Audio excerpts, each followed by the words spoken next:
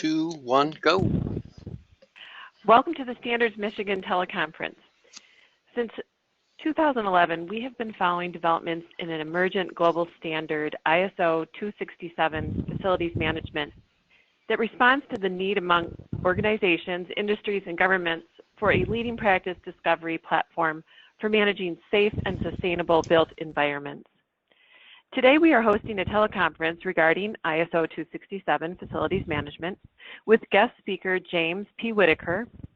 Jim is the past chair of the International Facilities Management Association, or IFMA, and president of Facility Engineering Associates, PC.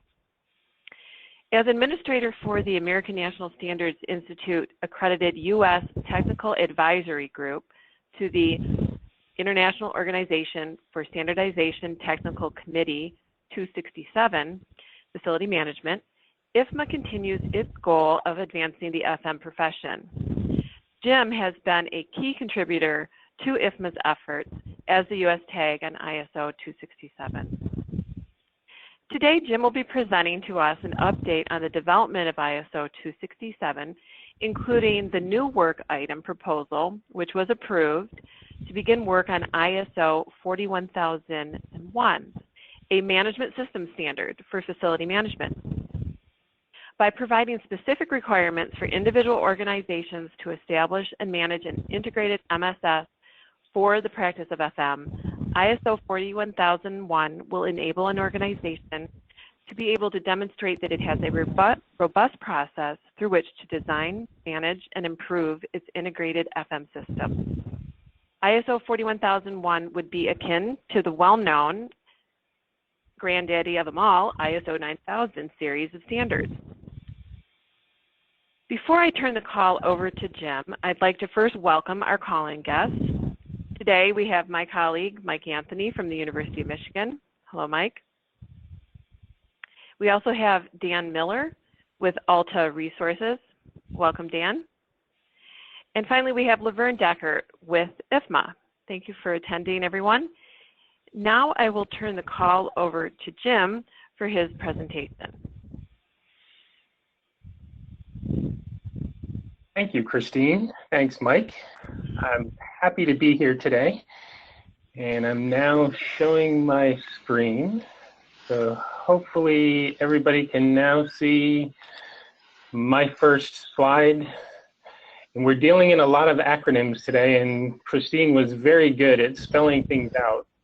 I probably won't be as good at spelling out ISO TC or tags and all the other things that we deal in day to day, but we are here to do just a brief update on the ISO Technical Committee 267 FM standards. There are 3 standards currently under development in the Technical Committee, and a relatively new work item proposal for a technical report that we'll talk about as well. So first, just real quickly, I want to go back and again, this is well known to everybody, but standards are really the DNA of our society, and there are lots of different kinds of standards. It's a very complex world. I'll be talking today about the ISO standards, typically guidance or technical standards and management system standards. But these are things that do provide requirements, specifications, or guidelines that we can use to consistently make sure that globally we are utilizing services and have materials, products, and elements that are fit for the intended purpose. So, and specifically, ISO standards have been developed to make sure that services are safe and reliable and of good quality. And that they are strategic tools that look at either minimizing waste or increasing productivity and helping companies access new markets. They allow developing countries to enter in the markets and level the playing field, facilitate free and fair global trade. So with that as the baseline and the premise, why create global FM standards, and what are they all about? ISO publishes well over 20,000 standards. As Christine mentioned, one around, obviously several around quality and various products.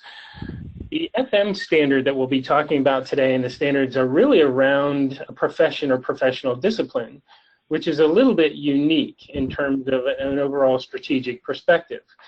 And why it's important is if you look back at the profession of facility management, it's relatively new. The built environment has been around forever, for thousands of years, and designing and constructing facilities, infrastructure, standards are very well established. When it comes to a profession or professional discipline and how we operate, how we manage, how we take care, service, and be stewards of the built environment, facility management is a relatively young profession, but it does have a significant impact on productivity of individuals and corporations around the world, as well as security and enhancing quality of life. The one thing that we need is to establish better international standards in the discipline of facility management, an area that we've been lacking for a while.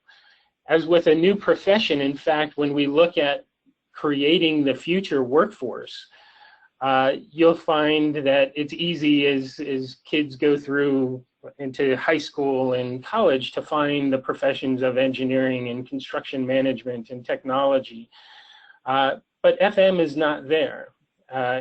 It's not in the books and guidelines for guidance counselors to direct young individuals into college programs or into the profession of FM. And again, because it's relatively new, it's been somewhat fragmented, and people come into the facility management profession from various walks of life. In fact, in the United States, the U.S. Department of Labor standard occupational classification system, there's no FM classification. Actually, the profession falls under General Administrative Services. IFMA has been working for years to change that, to be able to start to understand the profession, to classify it, to start to look at quantitative measures about who is in the profession, how is it working. But to do so, we need international standards. We have associations, we have college degree programs now, we have everything in place other than international standards that are needed to help solidify the profession. So as both Mike and Christine mentioned, the Technical Committee 267 around facilities management was formed in near the end of 2011. Stan Mitchell of BSI, the British Standards Institute, formally welcomed the Technical Committee in February of 2012.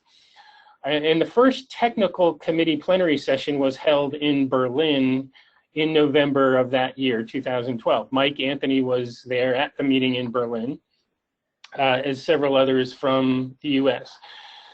The Technical Committee is comprised of member countries that have to participate through their national standards body, or sometimes called a mirror committee. Currently, we have about 38 countries participating in TC 267 in the development of the standards.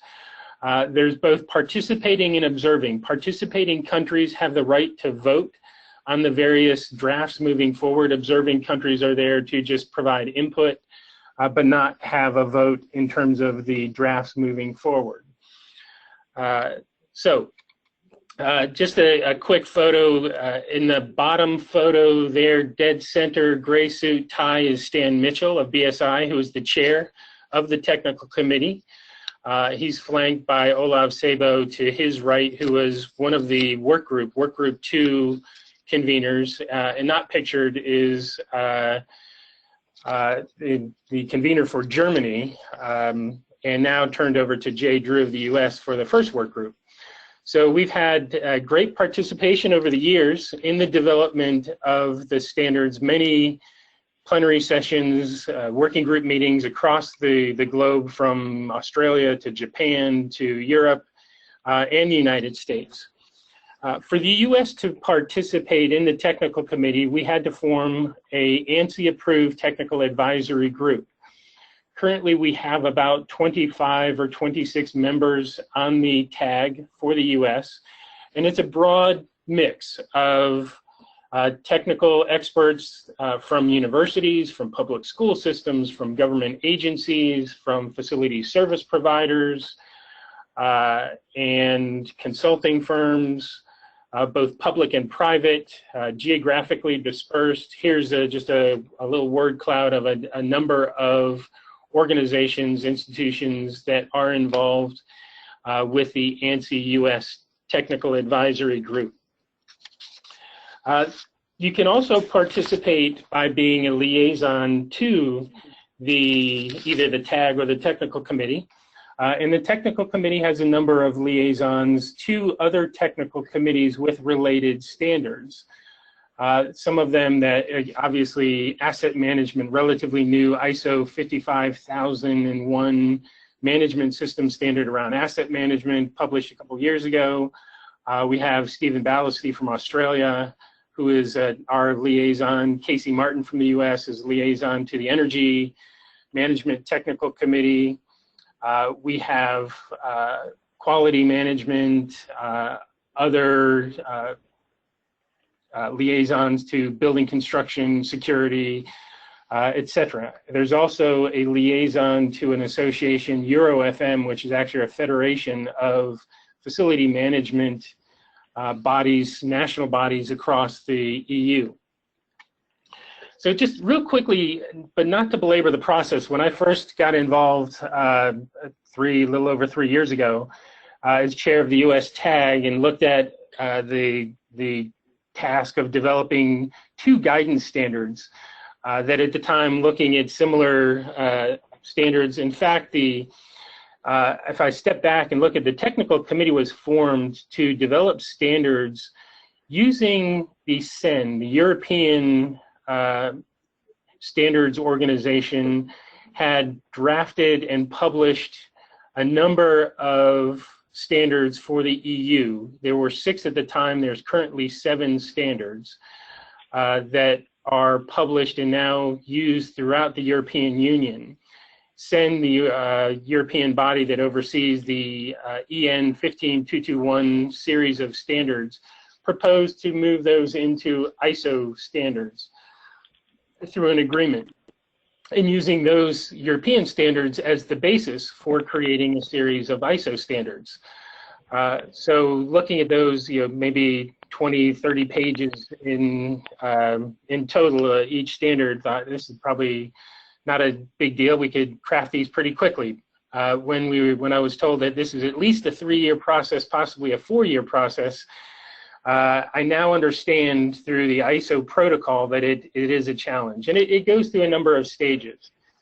Christine mentioned earlier the NWIP, the new work item proposal, which is the first stage of developing a proposal to submit to the ISO Technical Management Board for approval. If that NWIP is approved, it moves into a technical committee to draft the standards, whether it's a guidance standard or management system standard.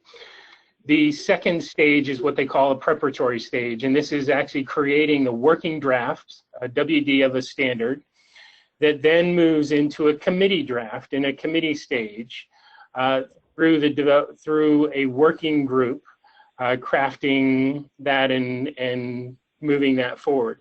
At this point, the drafts become voting items.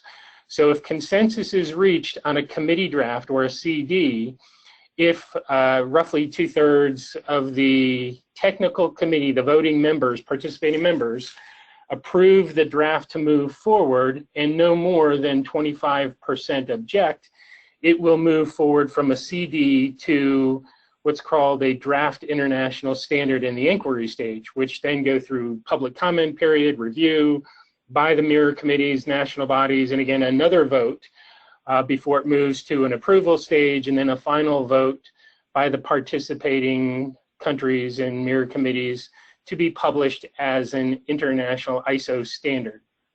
So it is a very rigorous, but meant to be a voluntary consensus standard process with several stages of commenting and voting open to the public to make sure that it is broadly accepted across the globe.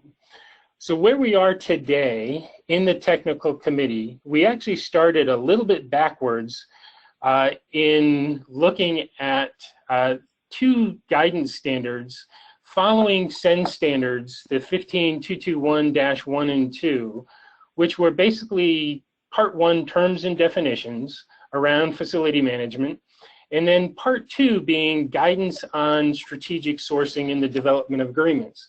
The European standard was actually titled FM agreements. Our technical committee broadened the scope a little bit by looking at, well, there can be internal service provision or hiring outsourced service providers or out tasking.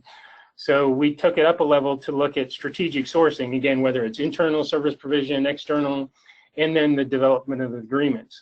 Those first two guidance standards followed the SEN standards initially and are really guidance standards. Last year, the technical committee voted to move forward with, at the time, it was a new work item 41,000 for a management system standard for facility management. I'll talk about that briefly. These have been renumbered, but again, I just want to step back. The SEN, the European standards, there were 7 in total, and they had a process. They wanted to define across Europe the terms and definitions, look at sourcing and agreements, quality, taxonomy for the ability to look at the development of standards and data and governance, looking at processes, finally space measurement, all leading to the ability to benchmark facility management across Europe. So what we've done in the technical committee actually started with ISO 18480-1, which is our terms and definitions, and then 18480-2, again, that strategic sourcing and FM agreements. There is now, obviously, there's the ISO 9001 quality and other things. Recently published was an international property measurement standard, voluntary consensus standard done outside of ISO around space measurement, but worked on with a number of associations, including IFMA and RICS, I believe about 30 facilities related associations globally to produce that, all again leading to the benchmarking. The IPMS, the International Property Measurement Standard, was published back in 2013 or 14, I believe, and now continuing to look forward. So the first two, again, kind of starting backwards because of the SEN process, were the development of the terms and definitions and the sourcing document that have now been renumbered because of the 41001 management system standard, all to be in that series. So to be consistent with other standards like asset management, like quality, like environmental systems and energy management as well, they will follow ISO 41001, the management system standard. Then terms and definitions will now be 41011, and the strategic sourcing FM agreements will be 41012. So where we are with both the terms and definitions and strategic sourcing, 41011 and 41012, have just moved from CD to DIS approved. So they are now approved draft international standards. Basically in unanimous in terms of the 12 document, only one dissenting vote in the terms and definition coming from France. So both of them moving forward as draft international standards. The proposed timeline is to move into final draft international standards stage by the summertime, and then publication by November of this year. So on track. I think we're very close now, down to kind of wordsmithing and final edits. Where I want to go for just the last few minutes is now talking about really the heart of where we are now today, and the most important aspect is looking at the management system standards. And these are a bit different. And we've created a new working group. It's Work Group 3. I now convene that work group and heading up the development of 41001. And basically the intent is to produce general requirements for organizational strategy, that recognizes different stakeholder groups and serves their distinctly different demands and requirements. The Management System Standard, or MSS, is also there to help us articulate the requirements for an effective and an efficient management regime with the associated policy, process, procedural structures, the right management systems, and the ability to measure performance with performance criteria, and to be accreditable or certifiable in alignment with those requirements. And finally, the Management System Standard is there to provide guidance to achieve benefit from developing and implementing the FM systems requirements, along with the associated performance measurement and continuous improvement. So really, when we look at it, why the Management System Standard was proposed and approved to move forward was really to help us provide specific requirements for organizations, FM organizations, larger organizations, to establish and manage effective integrated management system standards for the practice of facility management. The bottom line being, how can we enhance performance? How can we demonstrate that FM organizations have a robust process through which we can not only design, but manage and improve our management system standards and be the best stewards of the built environment that we can. So currently, we now as the Technical Committee 267, we still have 3 working groups. Work Group 1 overseeing terms and definitions, Work Group 2 that will be finalizing the strategic sourcing FM agreements, and Working Group 3, which is now developing the Management System Standard. And we've actually broke the WG3 down into 2 task groups, Task Group 1 and 2, looking at breaking out the individual components. So I'll share that with you in just a second. Not to go through all the names and commitment. In fact, when we started the process of the Management System Standard back in basically July of last year, we had about 19 members in the Work Group 3. Today, we have over 55 members from just about every continent except Antarctica, representing dozens of mirror committees and national standards bodies. Our timeline, our plan is, as we got the proposal actually registered, started in February of 2015. The intent is to have a published management system standard near the end of February 2018.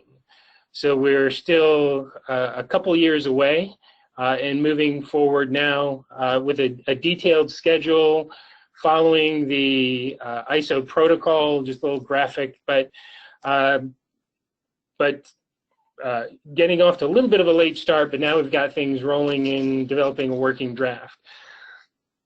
I want to just real quickly share, there are, out of 20,000 plus ISO standards, there are very, very few management system standards, and some that are kind of common and familiar are these. What we've looked at, obviously 9001 quality management, environmental systems, business continuity, 22301.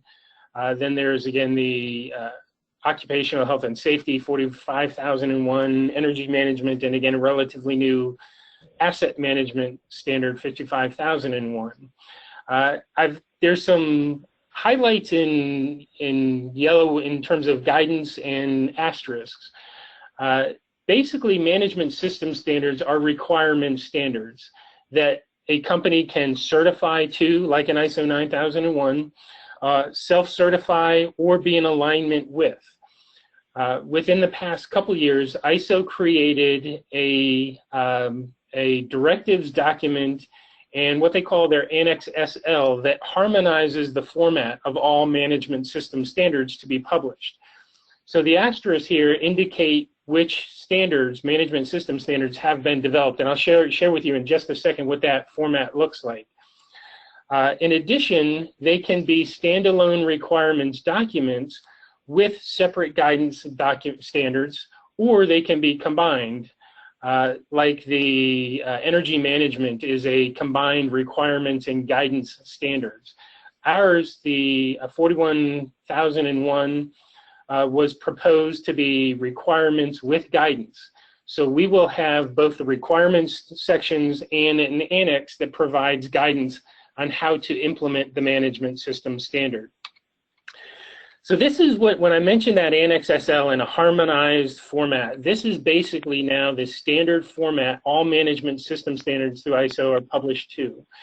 10 clauses, introductory clauses talk about the scope of the standard, references and terms and definitions, and then the real requirements. And these are clauses 4 through 10 that are now aligned, looking at the context of the organization, the structure, as well as leadership, developing policies, planning, support, looking at resources needed. Clause 8 is the big one around operations. This is the key to how you will really implement the management system standard. And then clauses 9 and 10 look at measuring the performance and a continual improvement process. All of these management system standards follow the kind of internationally recognized Plan, Do, Check, Act model that, again, now makes it a little more straightforward and concise to follow that process all the way through.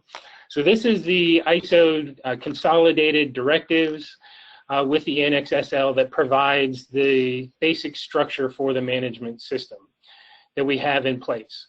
So where we are now, ISO 41001, we are in a working draft stage, putting the content to both the requirements clauses and the annex for the working draft.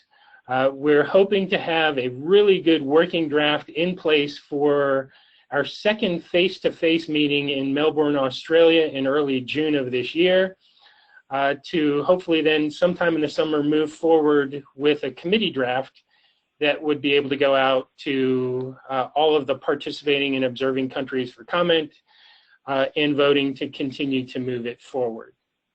So that's a very high-level look and update of what it is, where we are. I really wanted to, hopefully it was kind of quick and hitting the high level, to be able to open it up for discussion and questions. And there's a lot of content there, and you may have more questions than answers, but hopefully that has stimulated some good thought process. Thank you very much, Jim. That was an excellent presentation and overview of the standard. And in particular, I think not only from a content of the standard point of view, but really more importantly, the process that you must engage in order to advance a standard. So that was tremendously helpful and interesting. And what I would like to do at this time is open it up for any Q&A or any further discussion. Perhaps we can take the next 10 to 15 minutes before we close out the call to open it up for discussion. Feel free to chime in or raise your hand in the chat box, whatever you prefer.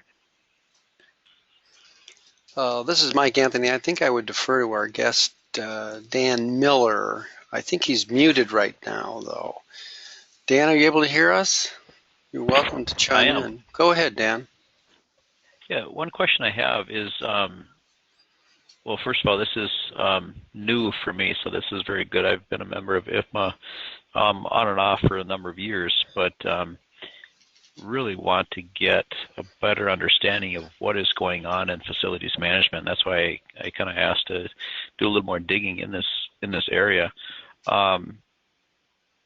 Is there a standard for operations and maintenance in somewhere in IFMA? Good question, Dan. IFMA does not publish, and it has not published an operations and maintenance standard.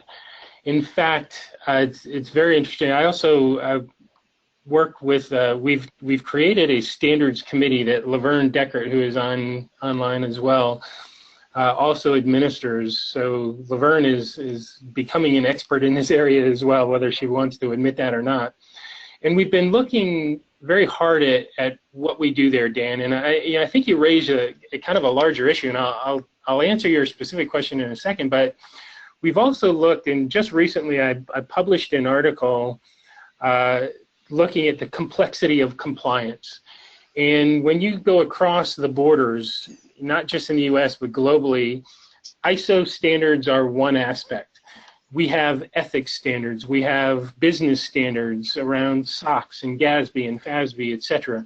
Hundreds and hundreds of technical standards from other standards developing bodies, whether it's regulatory like ICC, and I know Mike and Christine follow a lot of these, ICC and ASHRAE and ANSI and ASME and ASTM, publishing a lot of good technical standards to specific areas. IFMA has been more in the professional development side as opposed to standards development. So they have courses in operations and maintenance as part of their FMP credentialing and CFM credentials. And within those, they, because I teach those courses as well, and we reference a lot of those kinds of standards. There are best practice documents around operations and maintenance, some from government agencies like Department of Energy, Department of Defense, and others that publish their own standards, GSA, on O&M guidelines or best practices. ASHRAE has a couple of standards, but they're more specific around maintenance practices for things like HVAC equipment. They don't, there's so many technical standards around specifics, around building automation systems or HVAC systems or elevators, but nothing around the organization in developing an O&M program. Again, lots of standards and the pieces and components, but nobody's put it all together. So now we've moved to a higher level with ISO, looking at a management system standard for an FM organization that would include, but not be limited to, O&M standards within an organization, but how you tie to business continuity, how you look at strategic planning, how you look at client relations and service, et cetera, and environmental health and safety, and all of the aspects that you have to integrate in to be able to do that. So the hope is that we take it to this higher level to create a framework, to create that ability to now consolidate or at least better reference all of these other technical standards and be able to get to the information that had been difficult to get at in the past. So Dan, I apologize. I know that was a long answer to your question around O&M standards specifically through IFMA, but there's not. And that's where we need to be able to get to. But first, we need this framework. We need to organize it to be able to do that. Jim, can I? Okay. I'm sorry, Jim and Dan. Christine has a 2 o'clock appointment, and I wanted her to have a few. I'll carry on with the call until 2 o'clock, but I thought I'd give Christine a chance for some final words before she runs off to her 2 o'clock. Did you want me to do the closing? No, closing? I'll have some quick. You'll take care of that? Yeah, I'll do the closing part. It looks like there's a lot more here to talk about. So any thoughts of yours before you head off to your next appointment? Just to reiterate that I think understanding the process of standards development and what it takes to advance a new standard or a management system standard in particular is very interesting and very educational. And I think that part of the challenge that we have found at Standards Michigan, in order to get engagement from facility managers, they at a minimum need to have an understanding of what this process is all about. I think that is what gets in the way sometimes, whether it be time or resources for this type of activity. The reality is many facility managers have had very little exposure to the standards development process. So I just want to commend Jim on all the work that he's been doing in this regard, because it clearly is a specialty that not very many people have. So with that, I think I will say good afternoon to you all, and thank you very much for coming together. And I will make my exit, and Mike will take over the call at this point. Thanks very much, Thank Christine. you. Thanks, Christine. Thanks, Christine. Thank you. So I have a question. Whenever we deal with standards, we're always asking who the enforcement authority might be. Near the end of this call, we'll cut over and give other people on the call an idea of what the specifics are that we deal with. We actually deal with it from the other side. And in my mind's eye, I'm always thinking of a clamshell, where this is the larger management standard, and then we're dealing with the specifics that Dan asked about. Anyway, what the specifics whistle by pretty much by the hour. But getting back to my original question about compliance enforcement authorities, are capital markets enforcing this? And I'll ask it in a different way.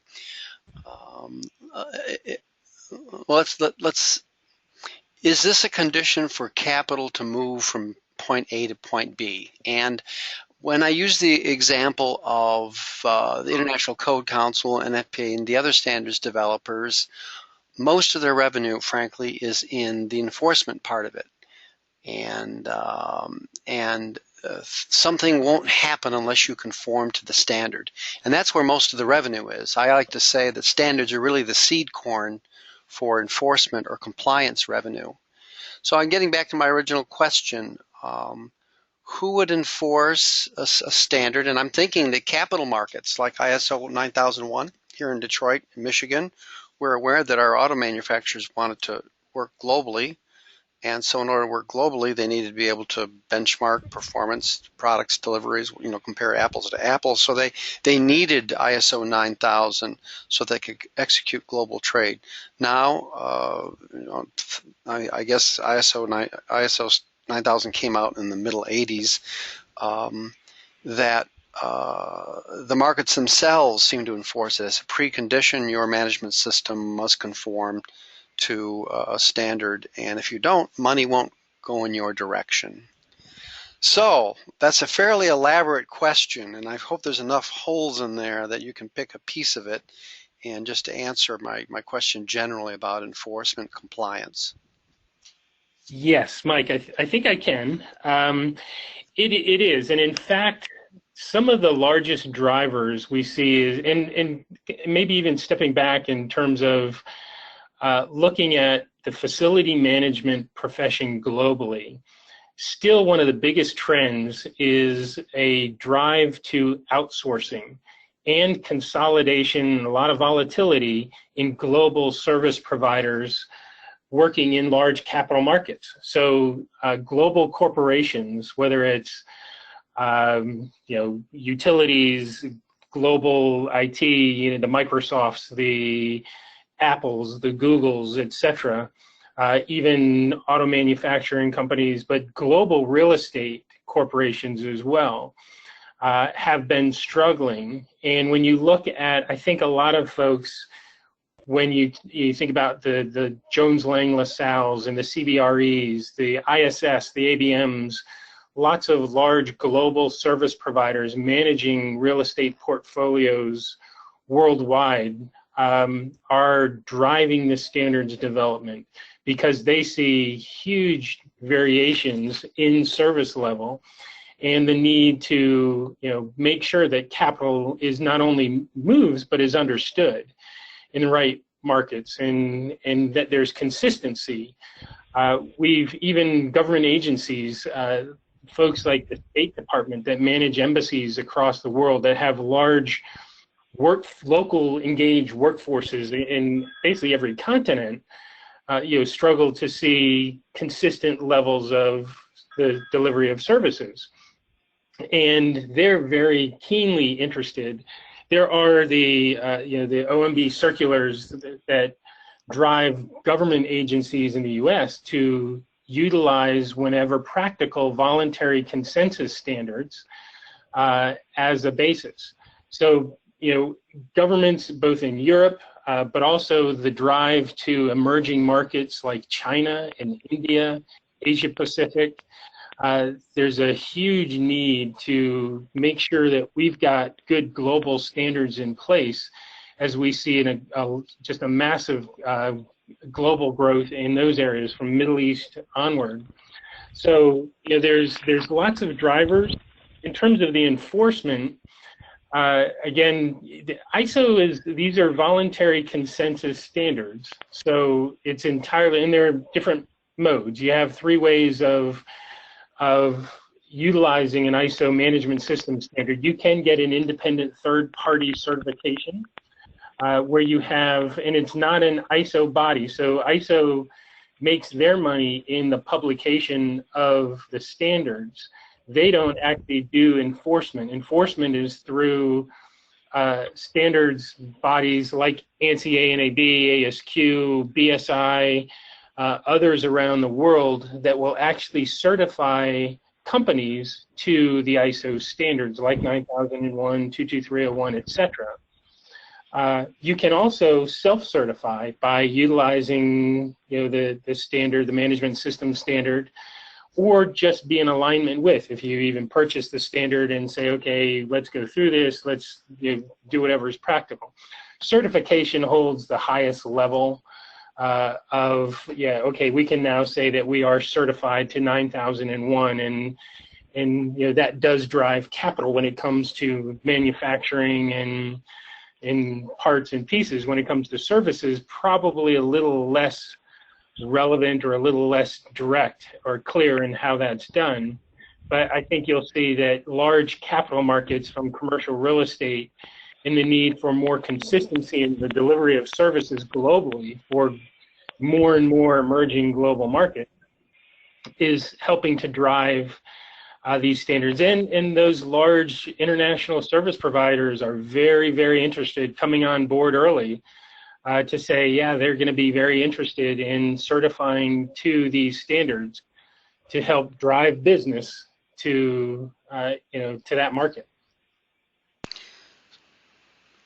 So could we imagine a real estate investment trust saying on its contract for outsourcing facility management as a criteria for a cash flow compensation that your organization shall conform to 18480 or to ISO 267? Is that what we might visualize? Because you'd mentioned there's different ways to comply. We've heard of all those, but when it comes down to real dollars, the fastest way is and I'll use the comparison of a building inspector who says you shall not enter that building until these things are done.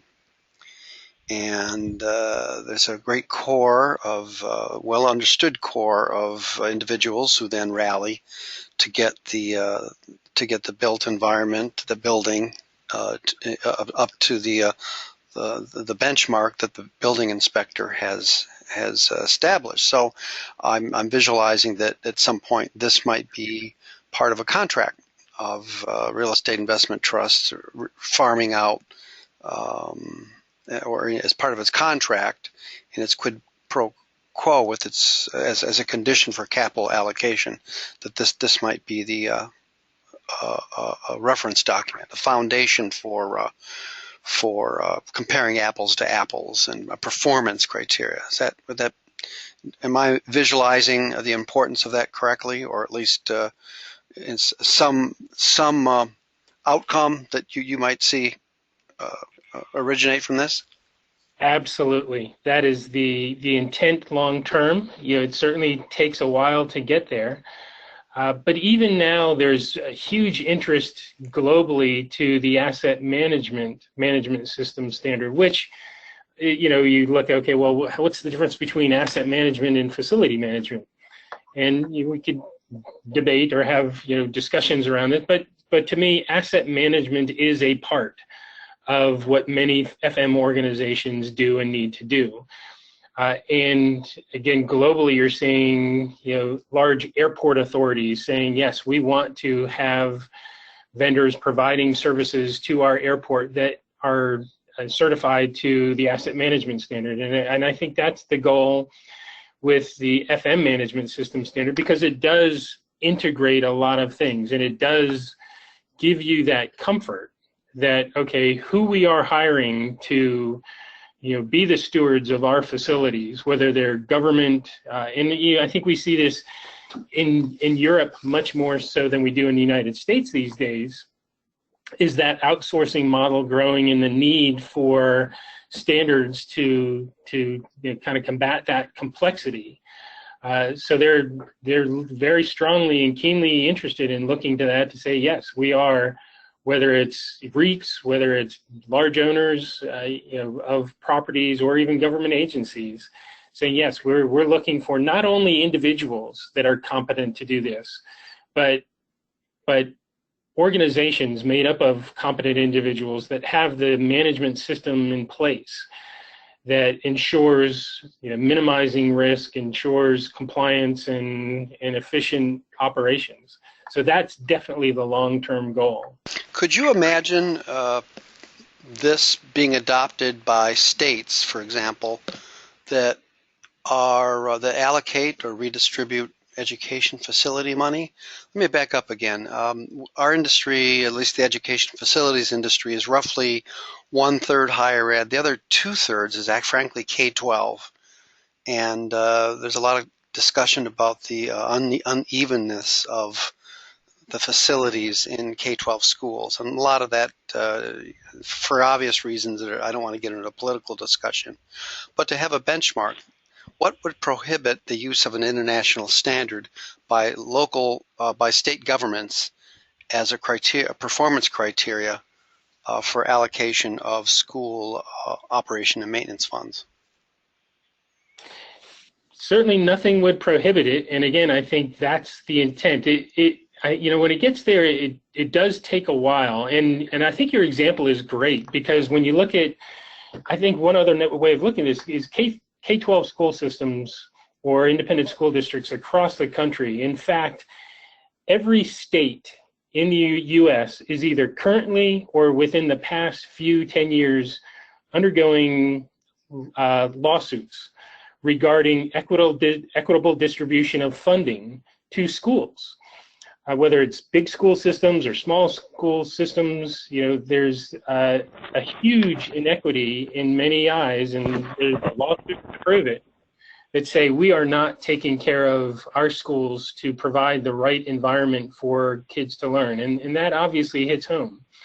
So it's something like these, the international standards being adopted and understood how they can help validate or verify that level of competency in systems approach to say that, yes, school systems or service providers, whatever the case may be, have the means, have the systems, the policies in place to best manage our schools and provide equity in how they are managed. And again, I think eventually that recognition is going to get there. There's a lot that needs to be done before we get there, but states would be a prime area, especially when you start looking at even higher ed compared to K-12 and other facilities. It is now driving to, how do we know that our facilities are being taken care of in an effective and efficient process, and that we are taking care of taxpayer dollars. And this is one way of doing that. Now, there are going to be critics that say, look, I think standards are there to all they do is make things harder and add complexity and cost to something. But just the awareness and the understanding of how we can be better at managing facilities and having the performance measures to show that and continuously improve through a systematic approach is going to be very important. And when we can start doing that and showing the results, I think it's going to be a lot easier sell to be able to get there. Okay, great. Well, we're coming on to 2 o'clock here. I have a technical requirement. Our video guy will say, Mike, try to keep it under an hour. So out of deference to him, we still have about 6 minutes before I have to run off to log on to another teleconference. I did want to answer some of Dan's question by cutting over to my screen, but I didn't want to cut over to my screen until you think you've said everything you'd like to say here. You are good. Jim. Go ahead, and I can. Yep, you can cut over. Yeah. Take control back and. Okay, now I have to find you again. Somewhere on my. There you go. All right, so I'll take it over, and I think I'll cut over to Dan's page very quickly here. So give me a moment, and I am going to make myself the presenter again. And we'll go over to Dan's page. I'm going to answer Dan's question very quickly, but he did ask something about operation and maintenance. Do you want to refine your question a little bit, Dan, and then I can come back and I think I have a partial answer for you. Yeah. So it's going to be similar to asset management, where you're going to be tracking all of your assets, and that's kind of a can of worms too, because how granular do you want to get? But in the operations and maintenance, it's bringing that information together from asset management as well as the information from the manufacturer as far as how that equipment or that asset is maintained, and the life expectancy costs and everything else that goes into that, so that a facility has a roadmap from cradle to grave. Does that make sense? Yeah.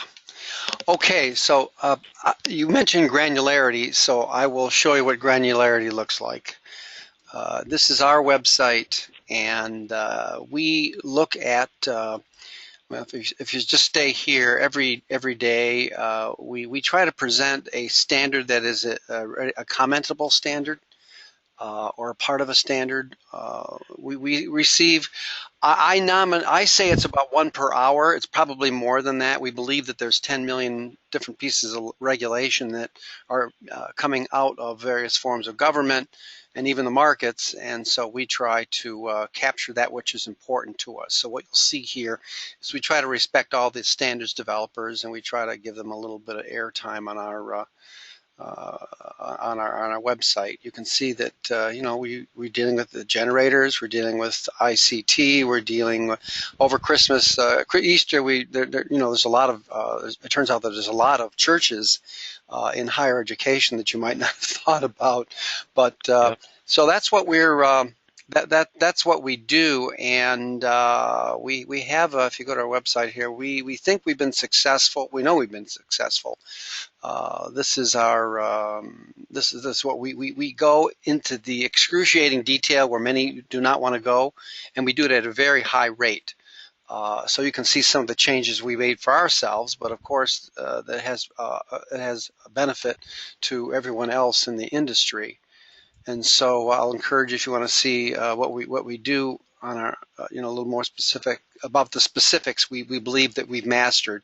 I like to say that discipline, speed, results. And you can look at our annual report to see this will be replaced soon. But that's kind of what we do in the operations and maintenance area, and we do it at a very high speed. And as best we can tell, we do more of it than anybody. And so we follow all standards. This is not the only international standard we follow, but this is an important one. And I think Jim has illustrated the possibilities here for solving a management problem that is not going away. So that's kind of it. Laverne's been kind of quiet. Well, and Mike, if I could real quickly add to that, and Dan, again, great example. You think of asset management and just the migration of assets and what level of granularity. I mean, you think of even from new design with these days BIM and Revit, and you've got IFC standards, you've got COBE standards and protocol, and all the BIM standards and CAD standards that migrate into systems to be able to manage the assets. And those CAFM and CMMS and IWIMS, we have OSCAR standards around space and FICM standards and other things, but then you get to, okay, you've got now all your CSI uniformat and master format standards that classify buildings and nomenclature. And then you've got to associate PM procedures, whether it's through NFPA or ASHRAE or RS Means or Whitestone or all the other standards that say, how do you operate, manage, maintain these systems? And then you look at the code side, there's actually, and very few people from FM perspective know that through the International Code Council, there is an International Property Maintenance Code, IPMC, that talks about, again, high level, and it's enforceable now. I think well over half the states across the U.S. have adopted and now enforcing the International Property Maintenance Code that basically says you shall maintain facades and HVAC systems and security systems and not block egress routes and so forth. And now, all the NFPA standards come into play. So you've got dozens, and if not hundreds, of those detailed standards that come into play just when you're looking at, okay, how am I going to manage assets? What do I call them? What level of granularity do I need to go to? Do I capture every smoke detector in the building, every sprinkler head, or I go to a system level, etc.? That's where it becomes really complex. And there's nothing out there that says this is how you tie all those things together. But that's where we need to go. Right, and that's exactly where I want to get to, with Alta is where do I go to get the resources in order to put a plan together so that it makes managing the facilities easier and more efficient? That's your ball, Jim. Well, and I since you asked Laverne, we've scheduled a codes and standards workshop at some point through IFMA. We have. So when we go to San Diego for our World Workplace Conference, and Dan, I'll send you that information, but we do have a one-day workshop that Jim is going to be the instructor of on code standards, and I'll send you kind of the blurb on that and information for registration and things. So while you're there, Jim, I need code writers and vote getters. Yes. A code writer and a vote getter is a little bit of a lawyer and a little bit of an engineer. I could hire a lawyer who will then retain an engineer, or I could hire an engineer who will retain a lawyer. This ungainly hybrid that I visualize needs about 120 hours a year. And he's got to put his nose to the grindstone and get into the syllables, the DNA, as you say, of these codes and standards.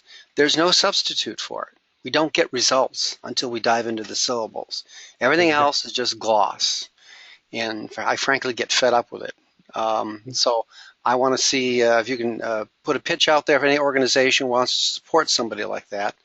I'd be happy to receive him in our little merry band of mercenaries, code mercenaries, so to say, or code writers and vote getters.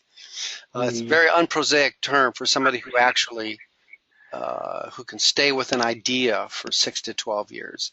And then when they're successful, they move about 10 billion. They move about 10 billion. If you can find that person or persons for us, please send them our way. We will see what we can do. Yeah. So it looks like it is 2 o'clock. I've really enjoyed this. I hate to close this, but there are other things to do today. I'm sure you have that too. So on behalf of Christine and the University of Michigan, I'm very grateful for your time. And I will stop the recording now.